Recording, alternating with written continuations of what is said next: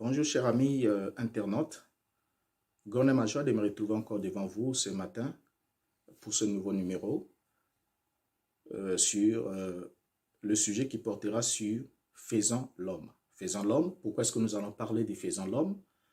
Parce que nous sommes l'homme. L'homme c'est nous et nous devons comprendre alors nos origines, d'où est-ce que nous sommes venus et qu'est-ce qui s'est réellement passé. Et cela nous permettra alors de comprendre aussi la suite de ce que nous lisons dans la Bible et ça nous permettra aussi de mettre à la lumière certaines doctrines que nous rencontrons aujourd'hui par-ci par-là, certains dogmes, des credos, ainsi de suite, et ça nous permettra alors de comprendre exactement, parce que si nous ne nous connaissons pas d'abord nous-mêmes, comment est-ce que nous pouvons prétendre que nous connaissons Dieu qui est infini, alors que infinitude que nous sommes, nous n'arrivons pas d'abord à nous connaître nous-mêmes, et c'est ce qui sera très difficile alors. Et c'est pour cette raison que j'aimerais qu'on puisse commencer au commencement avec vous dans le livre de la Genèse, le livre du commencement, afin que nous comprenions réellement qui est l'homme. Mais pour savoir qui est l'homme, parce que dans la question faisant l'homme, dans le sujet faisant l'homme, nous allons aborder ensemble avec vous ce point pour comprendre d'abord un élément.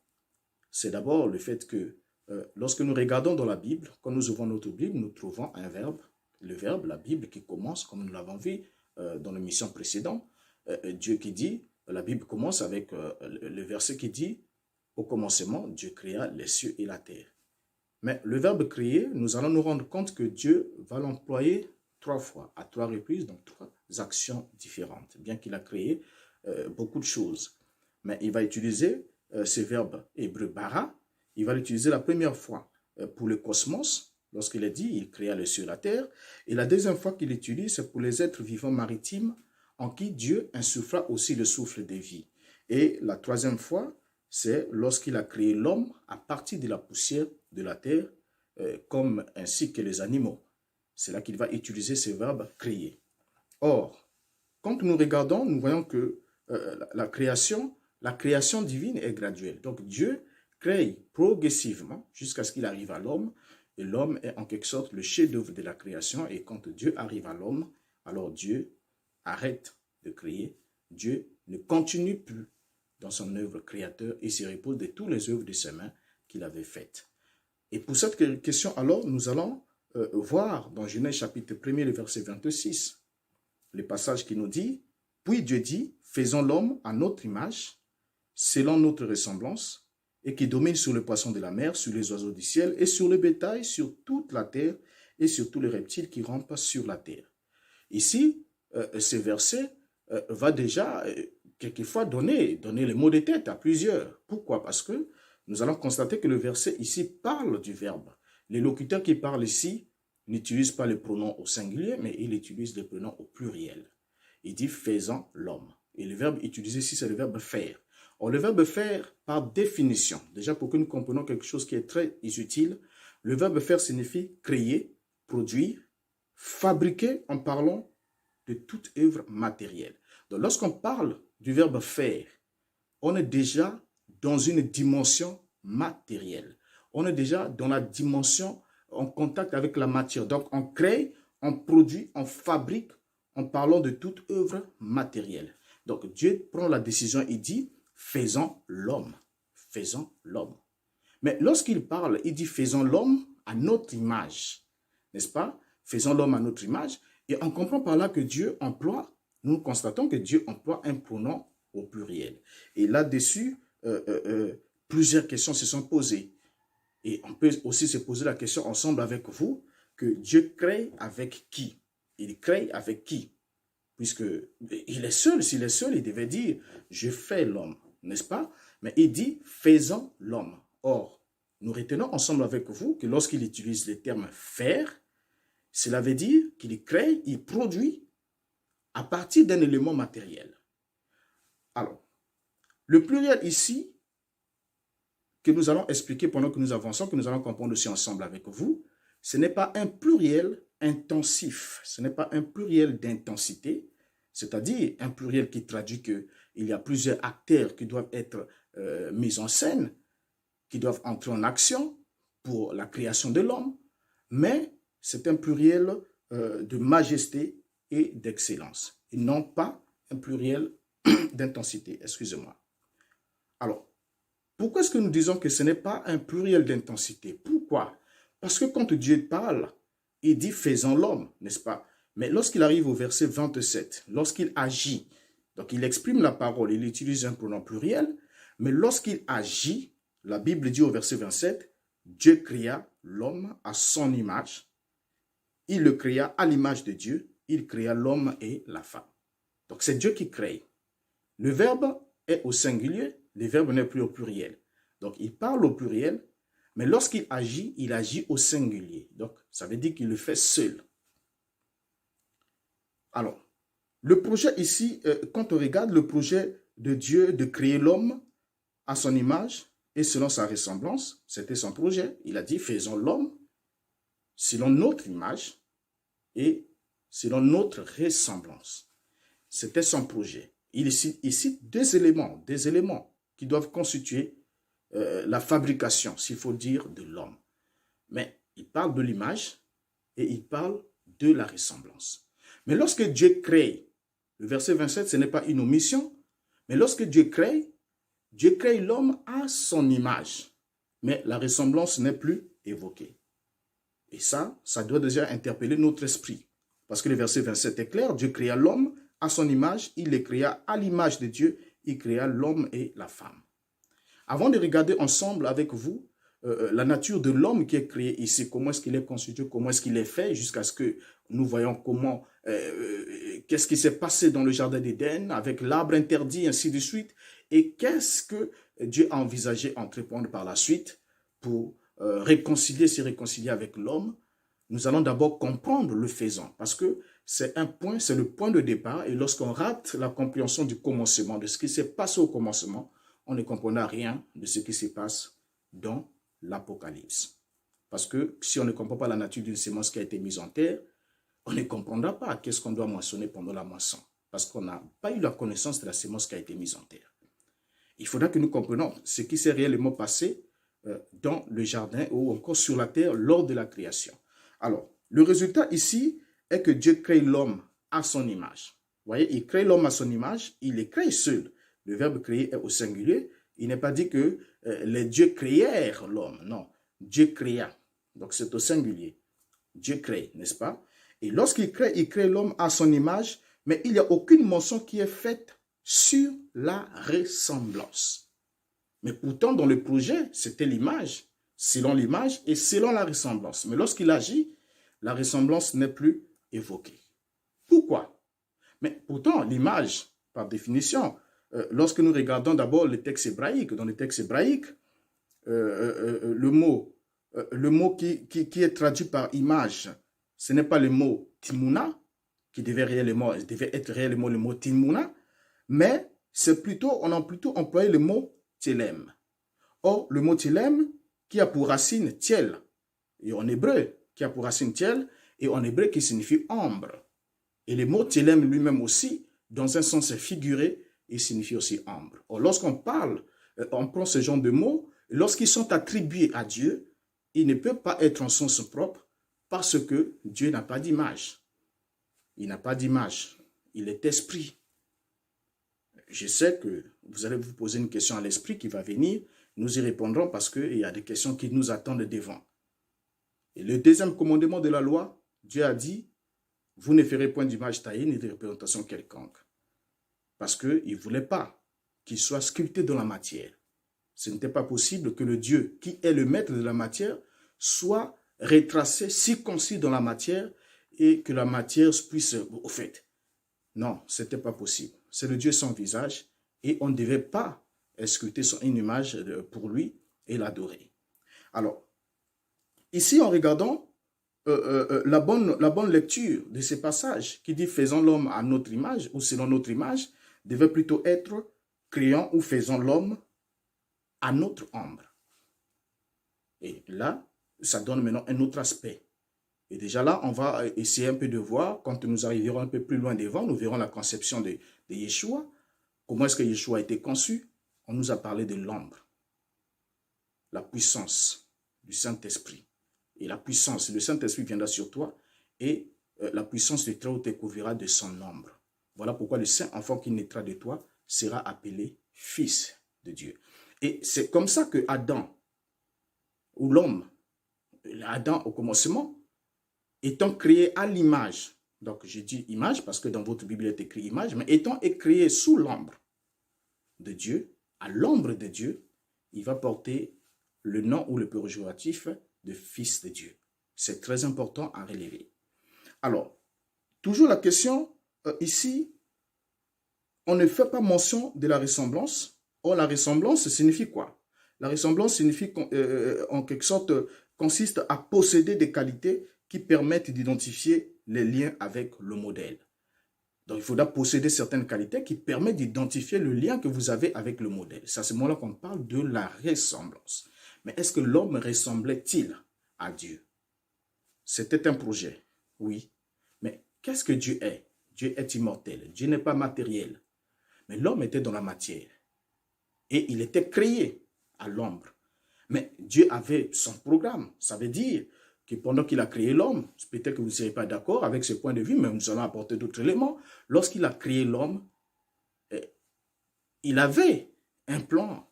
Ce n'était pas pour rien qu'il avait placé les deux arbres. Ce n'était pas pour rien que le Dieu qui est immortel et celui qui devait le ressembler devait aussi être doté d'immortalité comme lui. Mais l'homme était créé à son image. Un peu plus loin, nous allons voir avec Adam, qu'Adam, la Bible nous ramène le mot ressemblance, c'est dit qu'Adam eut un fils à sa ressemblance et selon son image. Ça c'est Adam après ce qui s'est passé en Éden. Mais là, nous sommes dans la dimension matérielle parce que l'homme était un être physique, Adam était là, et il avait un fils qui était à son image et selon sa ressemblance à lui. Alors, sur cette question, on comprend alors que l'homme n'était pas créé fini. Il n'était pas créé fini. Parce que Dieu est infini. Et si l'homme ressemblait à Dieu, l'homme serait immortel et infini. Mais c'était dans le projet de Dieu que l'homme parvienne à le ressembler. Mais il a d'abord créé à son image. Et pour la ressemblance, nous allons voir à quel moment quel était son programme ou quel était son plan. Alors, nous sommes toujours dans les faisans parce que nous voulons comprendre auprès de qui Dieu s'est-il adressé en disant « faisons l'homme ». Est-ce qu'il s'est adressé à lui-même comme certaines personnes le disent?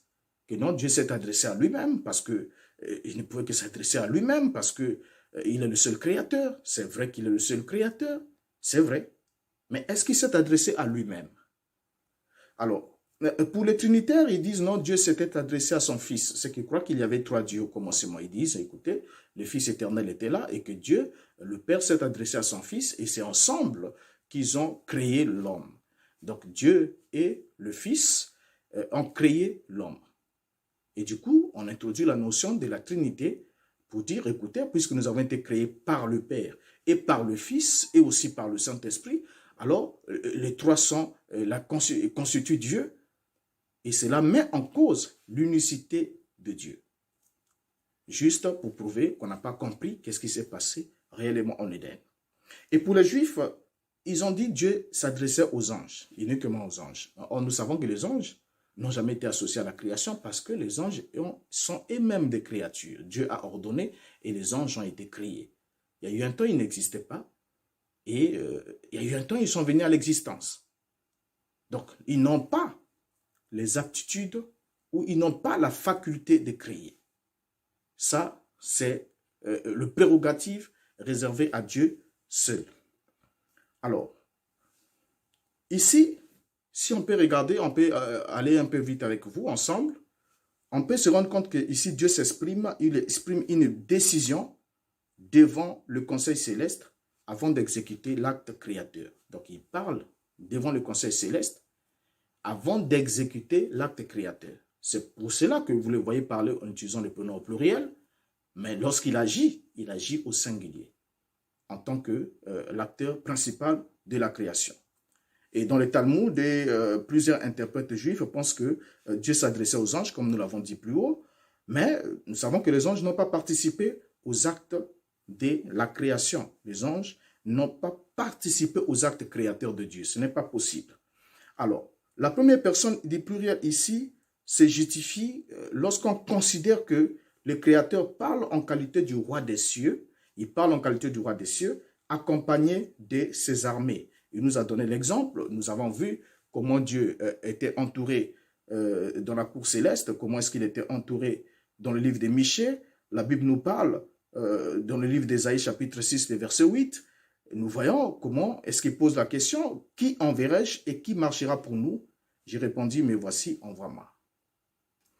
Alors, donc, quand on prend par exemple un roi chapitre 22, verset 19, la Bible nous dit quoi? Et Michée dit, écoute donc la parole de Yahvé, j'ai vu Yahvé assis sur son trône et toute l'armée des cieux se tenant auprès de lui, à sa droite et à sa gauche. Ésaïe 6, le verset 8 ajoute, j'ai entendu la voix du Seigneur disant, qui enverrai-je et qui marchera pour nous? J'ai répondu, mais voici, envoie-moi. Voyez, mais il a vu Yahvé assis sur son trône et Yahvé qui pose la question, il dit, qui enverrai-je? C'est moi qui envoie. Et qui marchera pour nous? Et pourtant, il utilise le pluriel, mais quand il dit nous, ça ne veut pas dire que Ésaïe n'est pas allé pour dire, écoutez, ainsi parle l'Éternel et un tel et Y, ainsi de suite. Mais il dit, ainsi parle Yahvé. C'est Yahvé qui l'a envoyé. Il lui dit, va et dis-leur. Donc Ésaïe va et apporte la parole. Verset 9, il dit alors, va et dis à ces peuples. Donc c'est lui qui dit, va et dis à ces peuples. Alors, partant de là, on comprend alors que Yahvé s'adressait en tant que roi souverain des cieux et de la terre, il s'adressait au sujet de la cour céleste. Et il a juste promulgué la décision qu'il avait de faire l'homme sous l'ombre, ou à leur image, ou sous leur ombre. Et ses interlocuteurs n'étaient que des interlocuteurs passifs de la création. Ils n'étaient pas des interlocuteurs actifs parce que Dieu a parlé, ils ont écouté, mais personne parmi ceux qui ont écouté n'a agi pour contribuer à la création de l'homme. Et nous allons revenir toujours ensemble avec vous pour regarder les détails de la création de l'homme selon ce que dit la Bible, comment est-ce que l'homme a été créé, jusqu'à comment est-ce qu'il est constitué et comment fonctionne son être. Parce que si vous ne savez pas comment est-ce que vous devez fonctionner, comment vous devez vivre votre relation avec celui qui vous a créé, alors vous aurez vécu en vain ici-bas. Et c'est très important. Alors, à qui est-ce qu'il s'adressait réellement? Nous l'avons dit, il s'adressait au sujet de la cour céleste. Et l'épreuve, lorsqu'il pose la question à Job, pour montrer que lorsqu'il créait l'homme, il y avait déjà des entités qui existaient dans la cour céleste avec lui, puisqu'il créait les cieux et la terre, ensuite, jusqu'à ce qu'il arrive à l'homme. Mais lorsqu'il créa l'homme, la Bible nous parle de son débat avec Job. Lorsqu'il interroge Job qui voulait se montrer plus sage que lui, il a interrogé Job. Et je vais juste prendre Job chapitre 38, le verset 4 jusqu'au verset 7 qui nous dit, c'est Yahvé qui parle, qui pose la question à Job, il dit, où étais-tu quand je fondais la terre? Où étais-tu? Il n'a pas dit, où étais-tu quand nous fondions la terre? Non. Il dit, où étais-tu quand je, c'est un pronom personnel, première personne du singulier. Où étais-tu quand je fondais la terre? Dis-le. Et si tu as de l'intelligence, qui a fixé les dimensions, les sais-tu? Ou qui a étendu sur elles les cordeaux? Verset 6. Sur quoi ces bases sont-elles appuyées? Ou qui en a posé la pierre angulaire? Le verset 7, il précise le point que nous devons bien saisir. Alors que les étoiles du matin éclataient en chants d'allégresse et que tous les fils de Dieu poussaient des cris de joie. Déjà ici, lors de la fondation du monde, pendant que Dieu posait la pierre angulaire de la planète pour fonder la terre, il y avait déjà des entités qui existaient. Il y avait déjà les étoiles du matin, au pluriel, et il y avait déjà des fils de Dieu. La Bible précise, alors que les étoiles du matin éclataient en chants d'allégresse. C'est Dieu qui s'adresse à Job et qui lui montre que pendant que j'ai posé la pierre angulaire, les étoiles du matin éclataient en chants d'allégresse. Les étoiles du matin n'ont pas participé à l'acte de la création, mais ils étaient les spectateurs passifs. Ils glorifiaient Dieu pendant que Dieu posait la pierre angulaire de la création. Et quand on parle des étoiles du matin ici, vous le savez que naturellement, ce sont les 5 planètes du système solaire qui influencent la Terre, c'est-à-dire qui peuvent être vues à partir de la Terre même à l'œil nu, ou encore avec certains appareils comme aujourd'hui, ainsi de suite, on peut les voir. Et parmi eux, il y en a cinq qui sont les plus influents, c'est-à-dire l'étoile du matin sont des étoiles qui s'élèvent avant, qui annoncent la venue du soleil. Mais la plus éclatante, ou celle qui a plus de l'influence, c'est Vénus, qui a pris alors le nom, qui a singularisé le nom autour de lui-même. Donc, dans le sens naturel, ce sont des astres, n'est-ce pas? Nous avons la planète Mars, Mars qui nous a donné mardi dans notre calendrier, nous avons Mercure qui nous a donné mercredi, Jupiter qui nous a donné jeudi, Vénus qui nous a donné vendredi, et Saturne qui nous a donné samedi. Et à cela s'ajoute Sunday, c'est-à-dire le jour du soleil, qui nous a donné ce que nous appelons dimanche, et la lune qui nous a donné lundi. Alors, ces étoiles sont des étoiles du matin. Ça, c'est dans le sens naturel. Mais dans le sens métaphorique, ce sont des puissances qui étaient autour de Dieu, autour de son trône, et de puissances. Et parmi ces puissances, il y en a qui sont les étoiles du matin, il y en a aussi qui sont les fils de Dieu. Or, si Dieu a eu deux fils, ça veut dire qu'il y a eu un certain moment où Dieu, qui est d'éternité en éternité, Dieu était seul. Et s'il y a eu mention des fils, et automatiquement, ces fils ne sont pas apparus par hasard. Tous les fils, ça veut dire qu'il y en avait plusieurs. Et s'il y en avait plusieurs, les fils viennent par génération. C'est-à-dire, ils sont produits, ils sont reproduits. Et c'est une production. Vous voyez? Alors, s'ils viennent par génération, ça veut dire qu'il doit y avoir un premier-né parmi eux tous. Et nous allons un peu voir plus loin, ensemble avec vous, que lorsque Yeshua arrive dans le livre d'Apocalypse, ce n'est pas encore le sujet, nous rentrerons dans tous ces détails, il se présente dans le livre d'Apocalypse comme étant l'étoile brillante du matin, et il se présente aussi comme étant les fils de Dieu. Il dit, voici ce que dit les fils de Dieu. Nous reviendrons toujours, ce sont des éléments, nous avons tout le temps pour aborder toutes ces questions. Donc, pour la vidéo cette vidéo, nous comprenons ensemble avec vous que lorsque Dieu dit faisant, il ne s'adresse pas à une entité à gauche ou à droite, et aucune entité autre que Dieu lui-même n'a participé dans l'acte créateur. Maintenant, dans le prochain numéro, quand nous reviendrons, nous verrons dans les détails comment est-ce que Dieu a créé, quels sont les instruments que Dieu a utilisés pour créer l'homme. Comment est-ce qu'il a créé?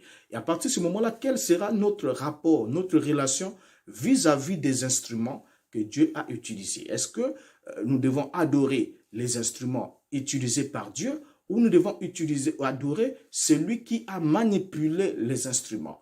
Et nous reviendrons et nous verrons avec les détails dans les Écritures afin que nous ne soyons pas dans la confusion lorsque nous voyons faisant l'homme. Donc celui qui parle ici dans faisant l'homme, c'est le Dieu unique, le Dieu unitaire, et il parle en tant que roi souverain assis sur son trône au milieu de ses sujets, mais lorsqu'il agit, c'est lui seul qui agit. Et voilà pourquoi il va plus loin, il dit seul, seul, seul, seul. Et nous reviendrons aussi ensemble avec vous pour voir réellement en quoi consistait la ressemblance, et dans le prochain numéro qui vont suivre, parce que ne manquez pas les numéros qui vont suivre, puisqu'il y aura des vidéos régulières. Nous allons regarder ensemble avec vous ce qui s'est réellement passé en Éden, identifier le désarbre du jardin, et puis dire qu'est-ce qui s'est passé et quelle est la conséquence de ce qui est arrivé et qu'est-ce que les Écritures disent à propos. Alors, jusqu'à ce que nous nous retrouvons pour le prochain numéro, portez-vous bien et que Dieu vous garde. Je vous dis au revoir. Et ne manquez pas, si vous avez aimé la vidéo, ne manquez pas de la partager, de suggérer à quelqu'un d'autre et soit de cliquer sur le petit clocher qui est au-dessus de votre appareil afin que vous soyez notifié chaque fois qu'il y aura une nouvelle vidéo qui sera mise en ligne. Vous serez notifié par un message pour que nous soyons régulièrement ensemble. Et je vous remercie infiniment de m'avoir accordé de votre temps et de votre attention pour suivre cette vidéo. Jusqu'à ce qu'on se retrouve la prochaine fois. Portez-vous bien. Au revoir.